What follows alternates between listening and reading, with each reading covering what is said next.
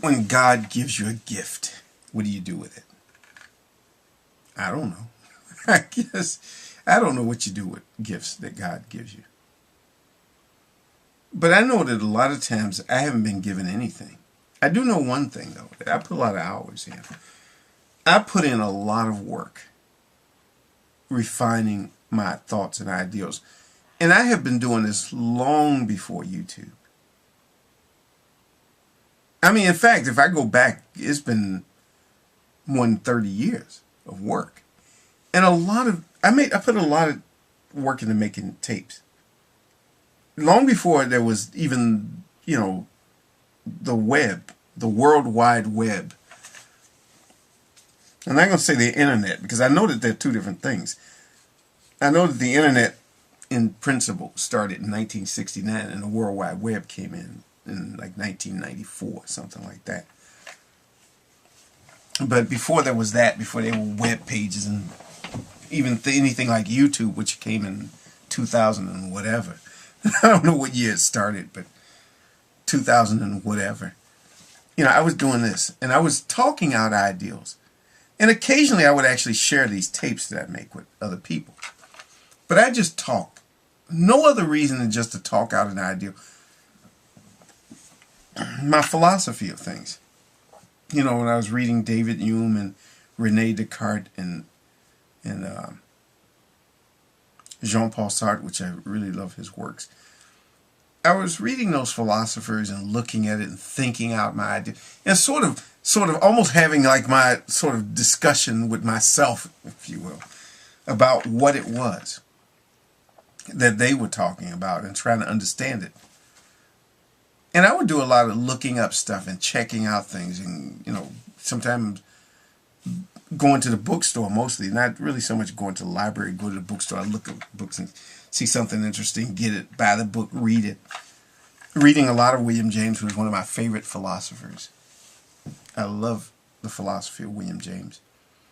I spent a lot of time thinking about these things, looking at these things, going over it.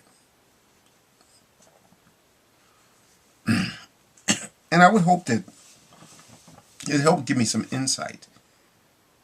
And I try to connect these things to personal experiences.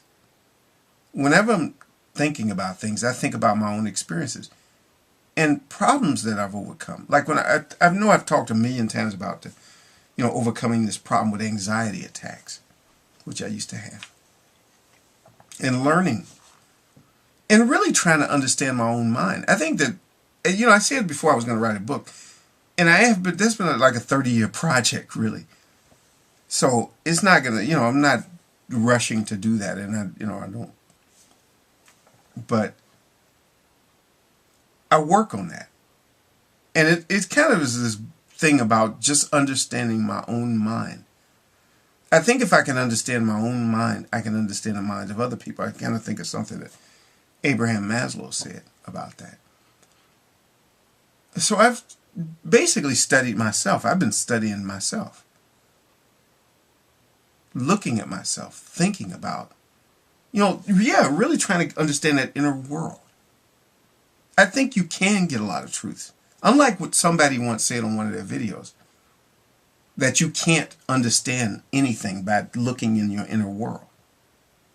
I don't agree with that. I think you can learn a lot of things. It doesn't mean you have to totally abandon the world around you, but you can. In many ways, you have to look in that inner world and be sensitive to that world. Be sensitive to those signals. Those very subtle signals which can easily be overwhelmed by ideals around you, by the thinking of other people around you. I think a sensitivity to your own feelings helps you. It helps me to be more sensitive to other people's feelings. I just think that's important. And I think that talking out things, listening, even becoming somewhat of a critic of my own ideals has helped me to look at my ideals with a critical eye. This has been a process for me, a process that has gone on for years, long before there was a YouTube.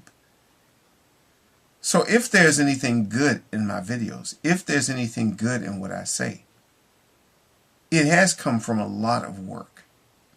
But if there's, if it's not good, I guess different people may have different opinions.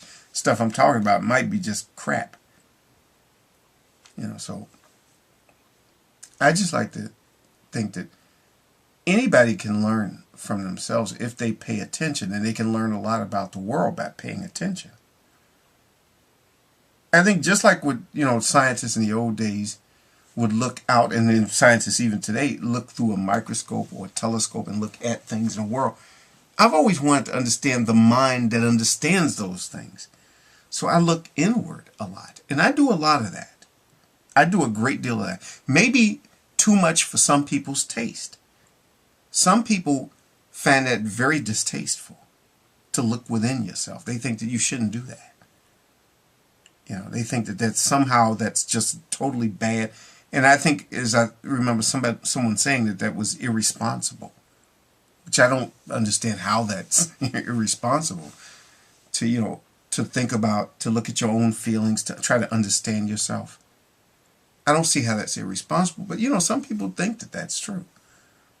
It's kind of a strange thought, and I actually have to admit there's only one person I've heard who said that, but I think that sentiment, though, is shared by a lot of people. They do think that when you think about it's because you're being selfish.